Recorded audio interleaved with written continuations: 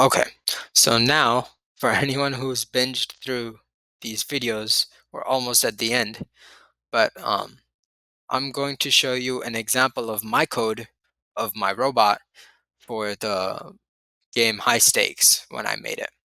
So yeah, I have some like goofy code. Some things are like really messy and goofy, as I said, but this was functional code. So if you want as a reference of how you're going to make your code, this is a good place for you to get an example real quick. So I obviously initialized my brain, imported Vex. Don't worry about this stuff. This is useless stuff. Even if you didn't have it, it would work. Here's where stuff starts to happen. By the way, as you see, I have nice comments over here. Things are organized. I comment out the stuff that I don't end up needing. Rather than deleting, commenting it out is a much better idea if you think you might have to reconsider using it. And then, as you see, I have this nice comment over here, which has more specific details about my code. So yeah, I initialized my brain, initialized the controller. You need to do that. Initialized motors, types of motors. Set stopping is another method. Might be helpful. You might want to look into that. And the options for braking. Hint, hint, it was very interesting what you can do with the brakes. Then setting velocity. This Um, you can look into it if you want, but it's not too important. Then yeah, I set my motors and whatnot. And then I used to try using drivetrain. I didn't end up actually using this, so this is not important because I first experimented with drivetrain, but it was not a good idea because I learned about downside, and personally, I don't like it.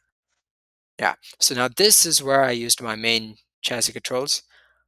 Please don't copy my code like exactly the same because you should be able to be independent and do your coding by yourself.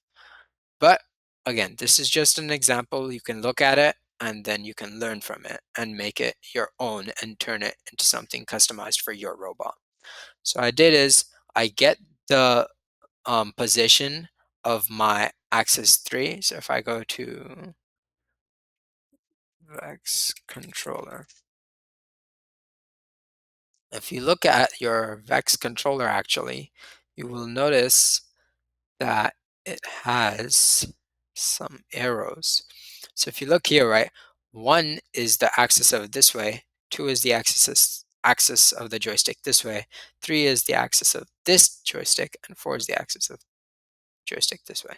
So you can refer to that for the axes. Now I refer to position 3, so up and down. This is going forward and back, right?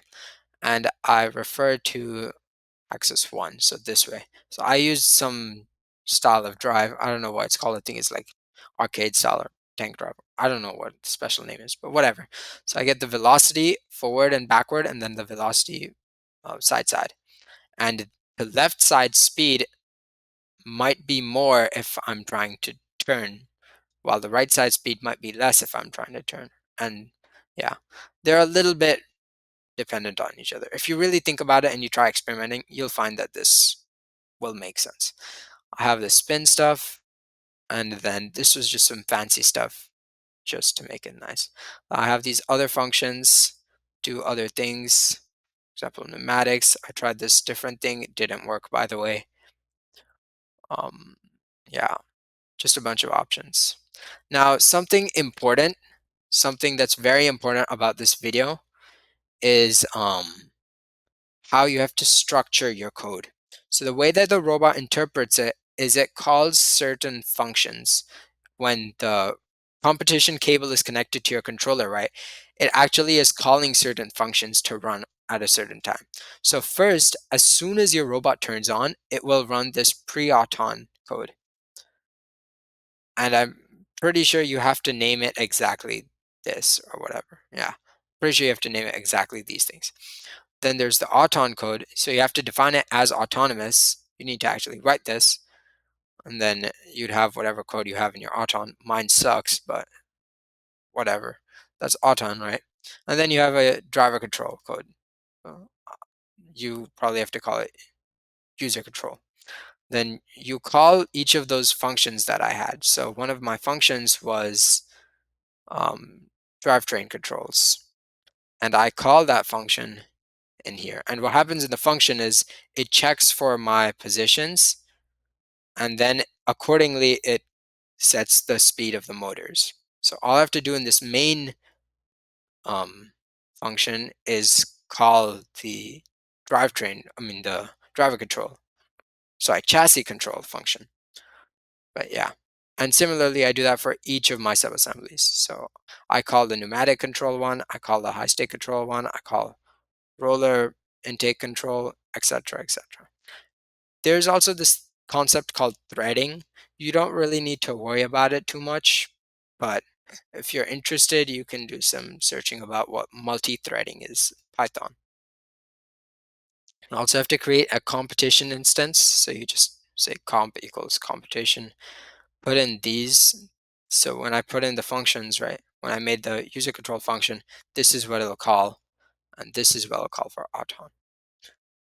This is the first line of code that'll be run when I run this code.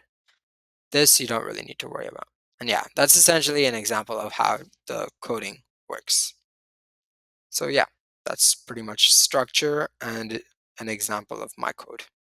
I may or may not publish this, but yeah, don't copy my code, please. It's not good.